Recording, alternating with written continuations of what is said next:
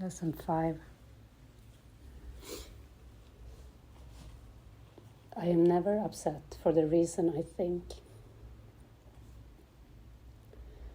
This idea, like the preceding one, can be used with any person, situation, or event you think is causing you pain. Apply it specifically to whatever you believe is the cause of your upset. Using the description of the feeling in whatever term seems accurate to you. The upset may seem to be fear, worry, depression, anxiety, anger, hatred, jealousy, or any number of forms, all of which will be perceived as different. This is not true. However, until you learn that form does not matter, each form becomes a proper subject for the exercises for the day. Applying the same idea to each of them separately is the first step in ultimately recognizing they are all the same. When using the idea for today for a specific perceived cause of an upset in any form, use both the name of the form in which you see the upset and the cause which you ascribe to it. For example, I am not angry at blank for the reason I think. I'm not afraid of blank for the reason I think. But again, this should not be substituted for practice periods in which you first search your mind for sources of upset in which you believe and forms of upset which you think result.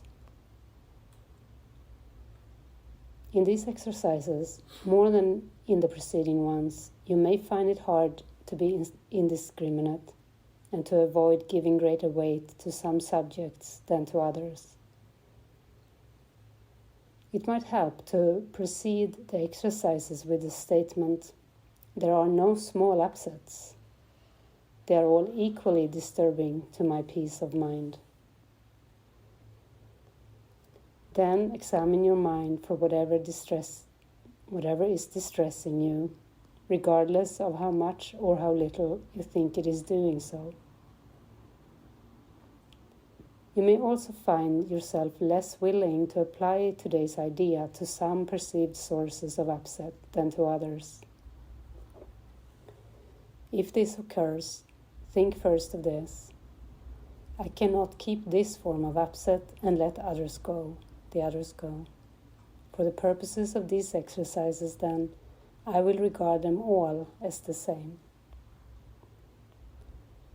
Then search your mind for no more than a minute or so and try to identify a number of different forms of upset that are disturbing you, regardless of the relative importance you may give them. Apply the idea for today to each of them, using the name of both the source of the upset as you perceive it and of the feeling as you experience it. Further examples are, I am not worried about blank for the reason I think. I am not depressed about this for the reason I think. 3 or 4 times during the day is enough.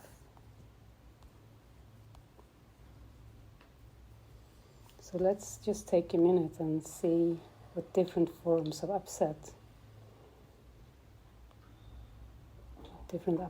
are there in the mind.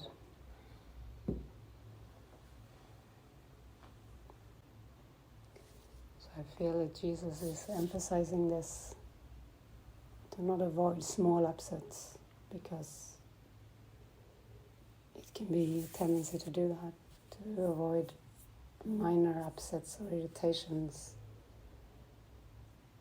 and at the same time be overwhelmed by big upsets. He's saying don't overlook the small upsets. Use both kinds when you practice. Acknowledge them, to see them,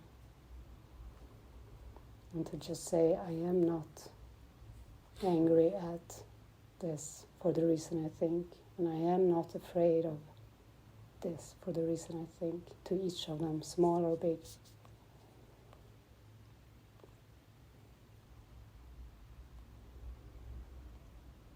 Just because peace of mind contains no upset whatsoever.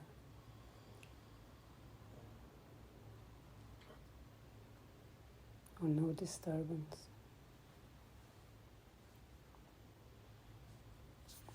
So once we've done this, we can just meditate for a bit together.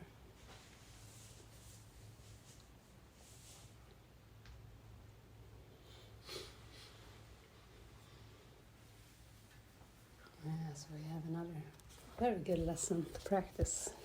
I'm never upset for the reason I think. And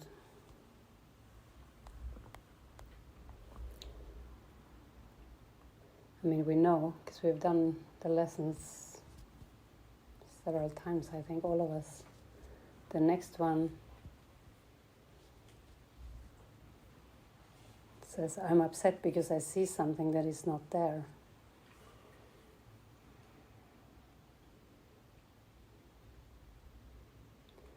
Even if we're not doing that one today, I think we can mention that.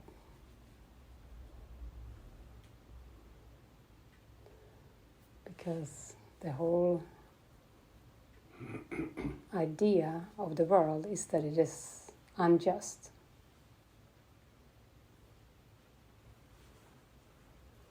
The world is unjust. And that's because we don't want to see what we actually believe. We believe that something is done to us, and what we don't want to see is that we see something that isn't there. And that's why we're upset. Like it's the delusion. We're not upset for the thing we see or think is there. We're upset because we see something that isn't there. It's insanity, right?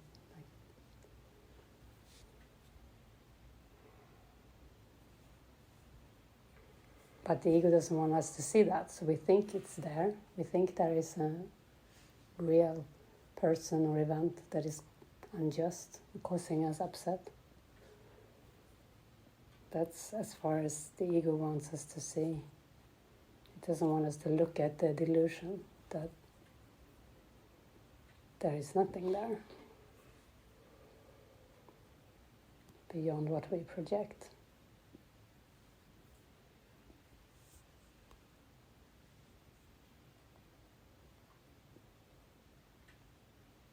Thank you.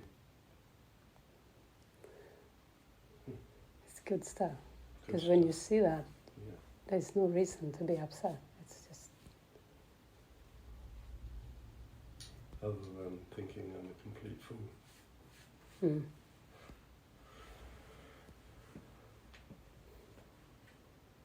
And it's hard to bear. Mm. This moment in time. Is there something you want to express about that?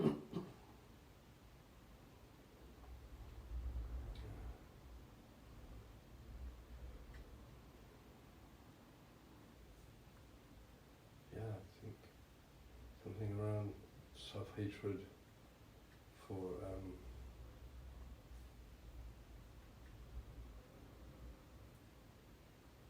believing that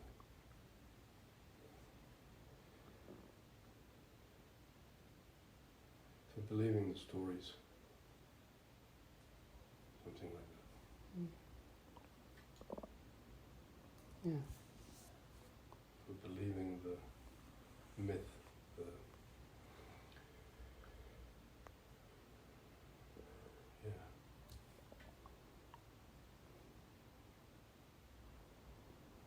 and it brings up the unworthiness. You know, it's easier to go along with the worldly story. That doesn't feel very challenging. Suddenly, there isn't anything other than God's love. That feels a bit awesome. And all of a sudden, Yeah.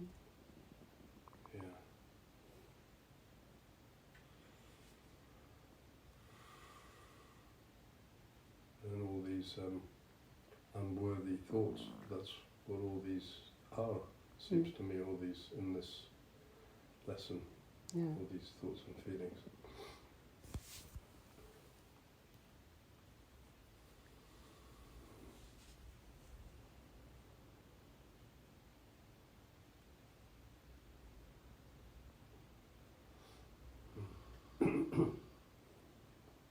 And that's what's happening. That's what I feel like is happening for me. Yeah. Yeah.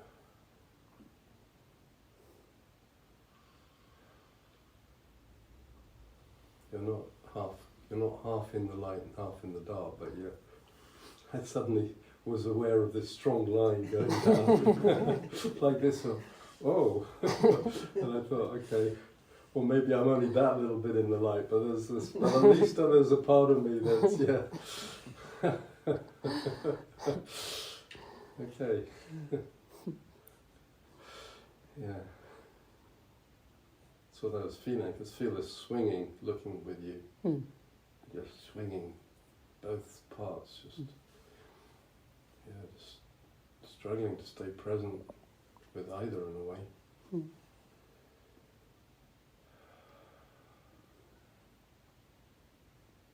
It's good to see you. I don't know. It still feels like I forget. Yeah, Peter.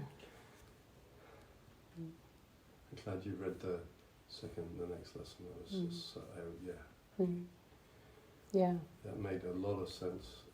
Yeah. You know. I even feel we can go in a bit to the dreamer of the dream, because that is all about that. Yeah. Seeing what is not there. If you see what is not there, or believe that the world is unjust or irritating in any way, or that others are, then you don't see that you're the dreamer of the dream as yet. The reasoning by which the world is made, on which it rests, by which it is maintained, is simply this: you are the cause of what I do. Your presence justifies my wrath, and you exist and think apart from me. Even just that line, the belief that others think and exist apart from us, that's quite an obvious belief, right? That was strong for me with Solveig this morning. I spoke to her and she didn't really hear me. And I spoke to her again. I said, I think we should connect, but we did connect physically, but I knew it wasn't that. It was just knowing that we were one. And I do know that with her. That's when it feels easy with her, I guess that's what it is. Yeah. And she was really willing, wasn't we were really open and connected, I think. Yeah, it flowed. Yeah. Yeah. That's beautiful. Yeah. And then you know it's your mind. Yeah. And you follow a prompt. This stuff was all kicking up this morning even before I read the lesson. Yeah. Yeah, I could see, I was beginning to see what it all was. All these disparate bits seemed disconnected, but they weren't. And I could feel it's all, well, it feels at this moment, it's all from this unworthy place. All of it.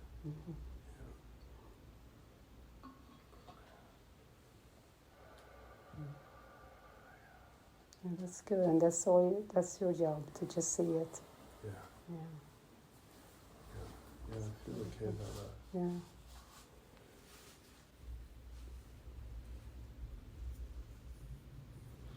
Yes, we're saying that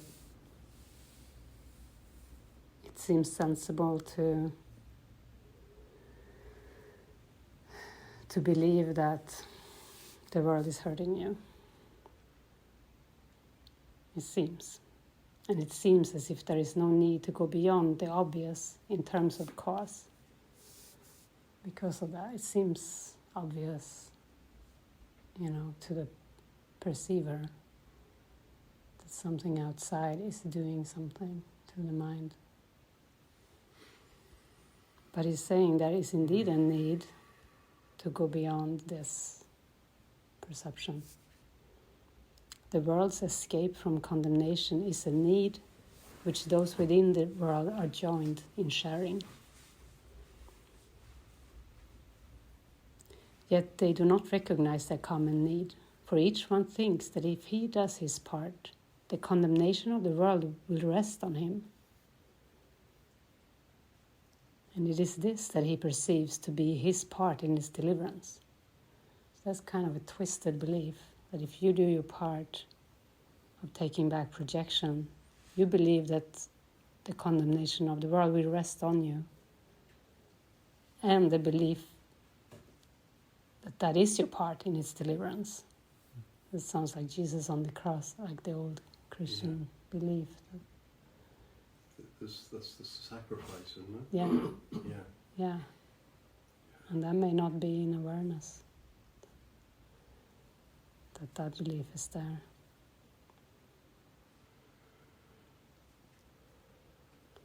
Vengeance must have a focus. Otherwise is the avenger's knife in his own hand and pointed to himself, and he must see it in another's hand if he would be a victim of attack he did not choose. And thus he suffers from the wounds a knife he does not hold has made upon himself. This is the purpose of the world you see. And looked at thus, the world provides the means by which this purpose seems to be fulfilled. The means attest the purpose but are not themselves a cause, nor will the cause be changed by seeing it apart from its effects. The cause produces the effects, which then bear witness to the cause and not themselves. Look then beyond effects. It is not here the cause of suffering and sin must lie. And dwell not on the suffering and sin, for they are but reflections of their cause.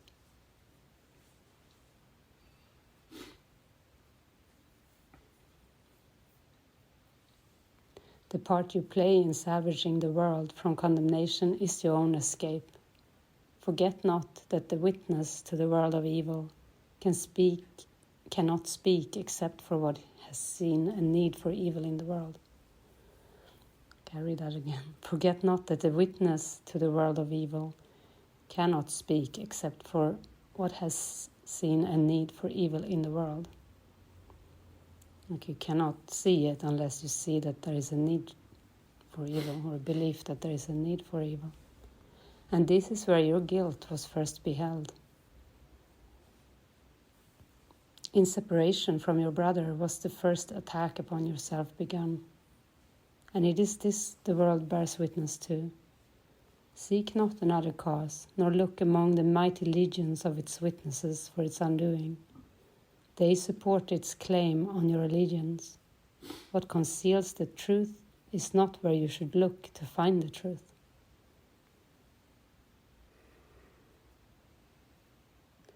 And I think the important part in looking at this and getting in touch with the dreamer of the dream is to acknowledge the guilt in the mind. We read it before, this part about the guilt.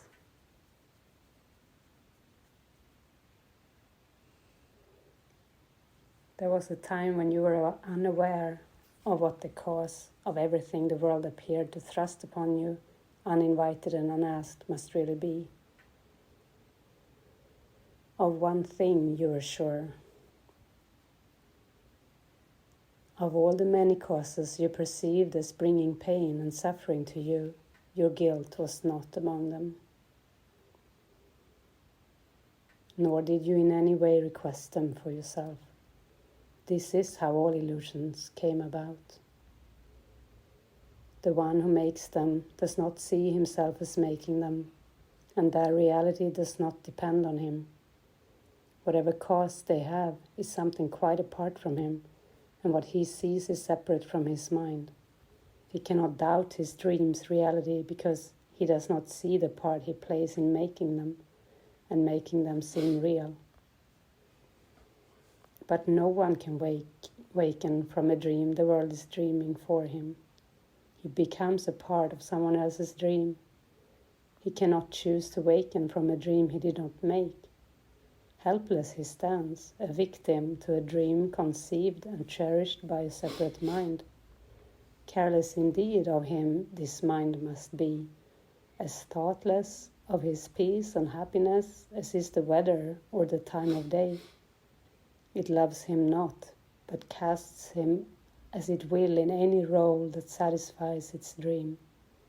So little is his worth that he is but a dancing shadow, leaping up and down according to a senseless plot conceived within the idle dreaming of the world. This is the only picture that you can see, the one alternative that you can choose, the other possibility of cause, if you be not the dreamer of your dreams. And this is what you choose if you deny the cause of suffering as is in your own mind. Be glad indeed it is, for thus are you the one decider of your destiny in time. The choice is yours to make between a sleeping death and dreams of evil, or a happy awakening and joy of life.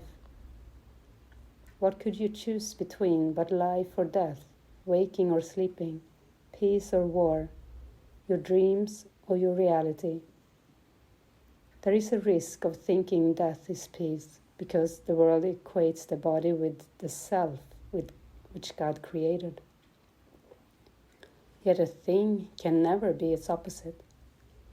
And death is opposite to peace, because it is the opposite to life. And life is peace. Awaken and forget all thoughts of death, and you will find you have the peace of God. Yet if the choice is really given you, then you must see the causes of the things you choose between exactly as they are and where they are. What choices can be made between two states, but one of which is clearly recognized? Who could be free to choose between effects when only one is seen as up to him? An honest choice could never be perceived as one in which the choice is split between a tiny you and an enormous world with different dreams about the truth in you. The gap between reality and dreams lies not between the dreaming of the world and what you dream in secret. They are one. The dreaming of the world is but part of your own dream you gave away and saw as if it were its start and ending both. Yet was it started by your secret dream, which you do not perceive, although it caused the part you see and do not doubt is real. How could you doubt it while you lie asleep and dream in secret that its cause is real? A brother separated from yourself, an ancient enemy, a murderer who stalks you in the night and plots your death, yet plans that it be lingering and slow. Of this you dream. Yet underneath this dream is yet another, in which you become the murderer, the secret enemy, the scavenger, and the destroyer of your brother and the world alike. Here is the cause of suffering, the space between your little dreams and your reality, the little gap you do not even see, the birthplace of illusions and of fear, the time of terror and of ancient hate, the instant of disaster, all are here. Here is the cause of unreality, and it is here that it will be undone. You are the dreamer of the world of dreams. No other cause it has, nor ever will. Nothing more fearful than an idle dream has terrified God's Son and made him think that he has lost his innocence, denied his Father, and made war upon himself.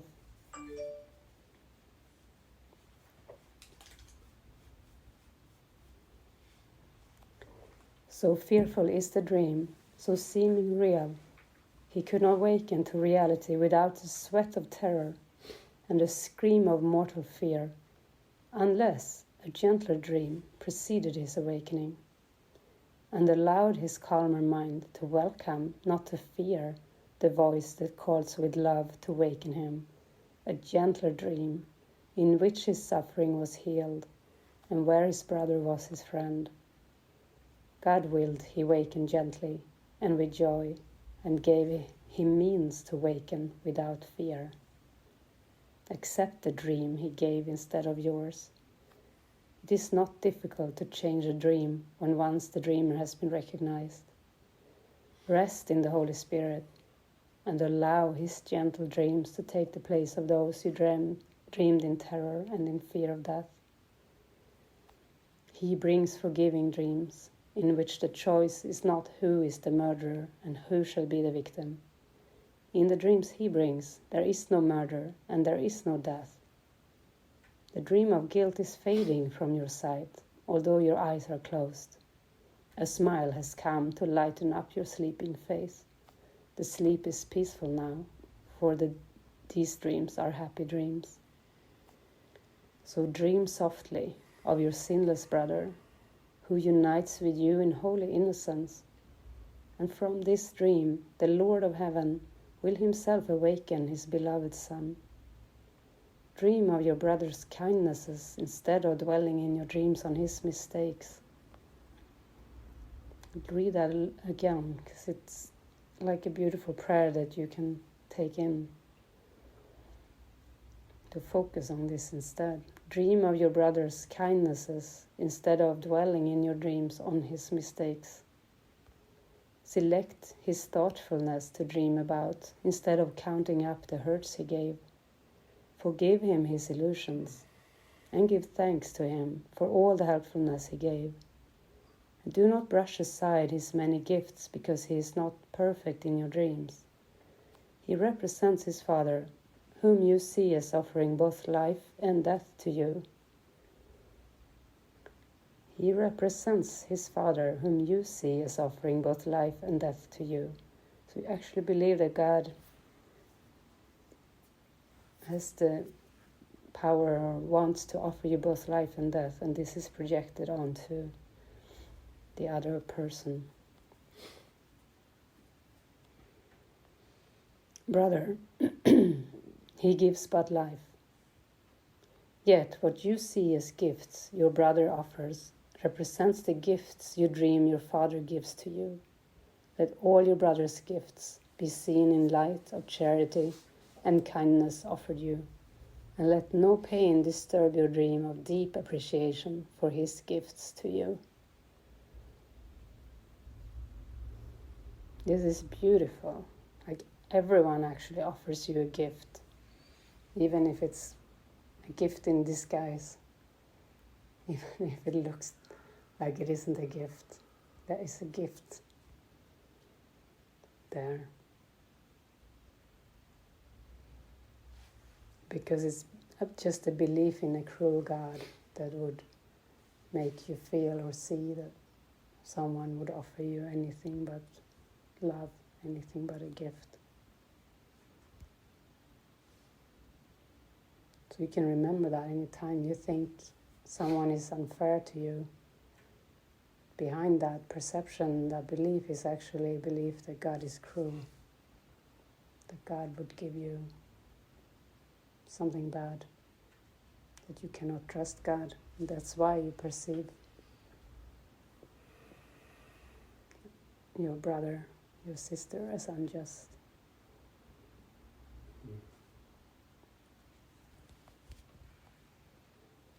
So, yeah. This is the dreamer of the dream. Chapter 27, part 7. Again, the sevens. 27, part 7. Yeah. The other day we read chapter 17, part 7. It was as good.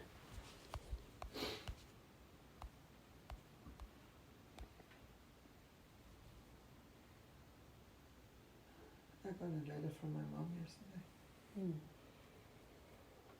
And you said this, it's like, okay. So when I read it and feel guilt, it's because, so it could actually be a gift. I could see it as a gift. And that is an accusation. Yeah, a call for love, or something meaningless or neutral too. Yeah. Yeah. But But if I feel If you feel like accused, that, then it's because I believe it. you have guilt. Yeah.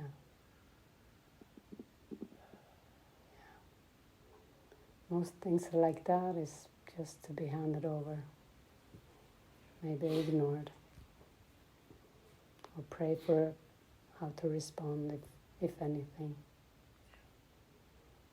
But yeah, it's an opportunity to release the accuser.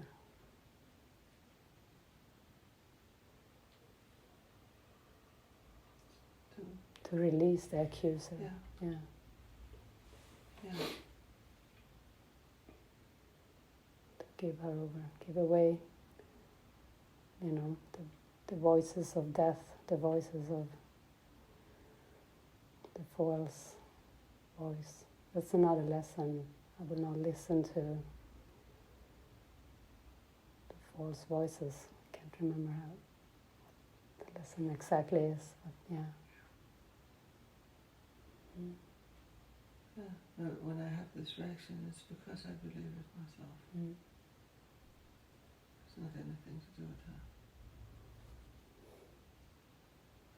She's a thought.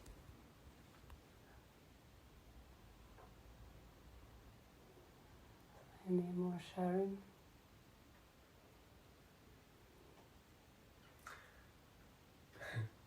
I noticed when you said in the lesson, or when the lesson said, I'm not depressed for the reason, I think, that I have this strong belief that healing makes me depressed. That healing makes me need to rest a lot. And yeah, so this ayahuasca shaman, she has invited me to stay also after the thing, after the 4 days. And she has said to me, I can stay for, she don't know how long, but and work with the medicines, and she will train me to be a shaman.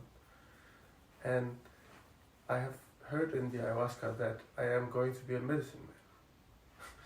And I have not been thinking about it, but even months ago I was thinking this could be what I needed to really go in the depth there.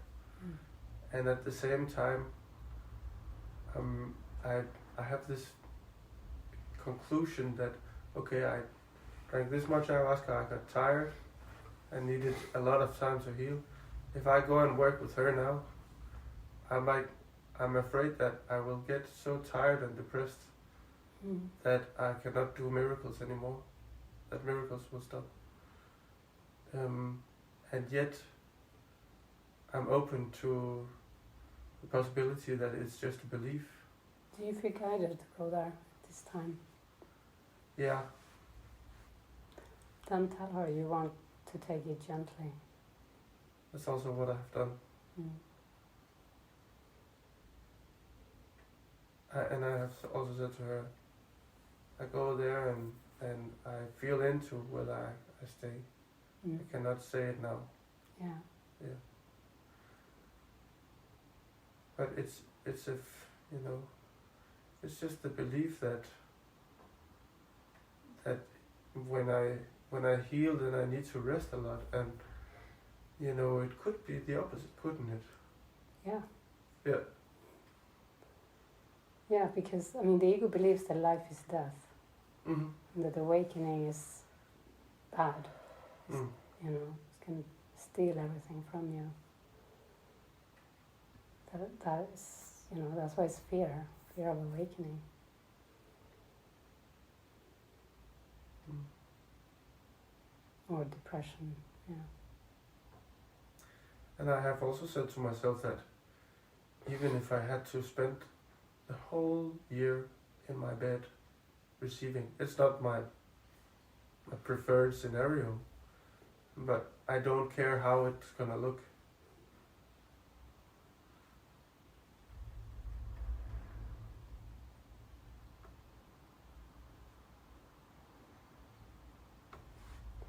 Yeah, we just read about the happy, gentle dreams preceding the awakening.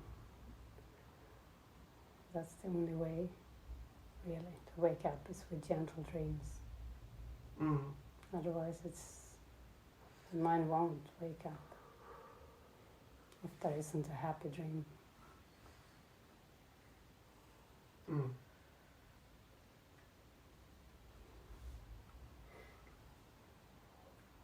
But I feel that surrendering to the healing, no matter what it looks like, is actually what is gentle for me.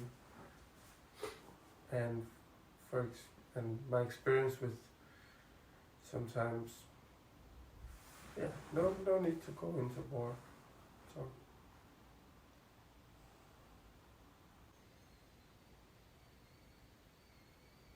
Yeah, the Holy Spirit can use anything for our awakening. And we can pray that it be fast, actually, that awakening will be quick. And that we find a way that is most supportive. So the guidance is most important.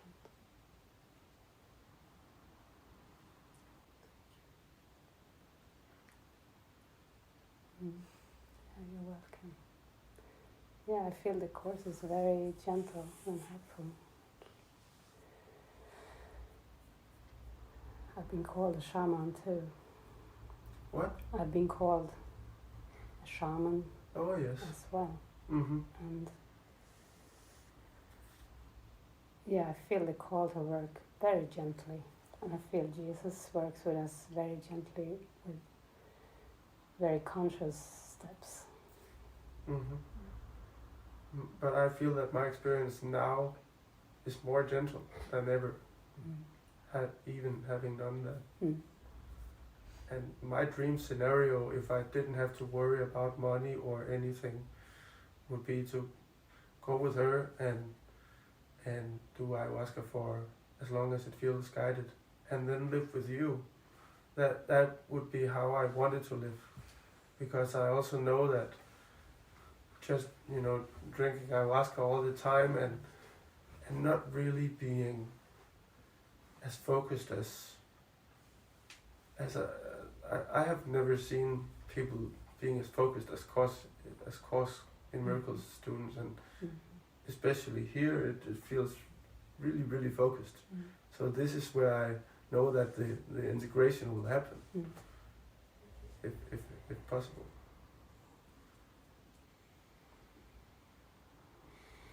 Yeah, guidance is most important. I'll try to listen out.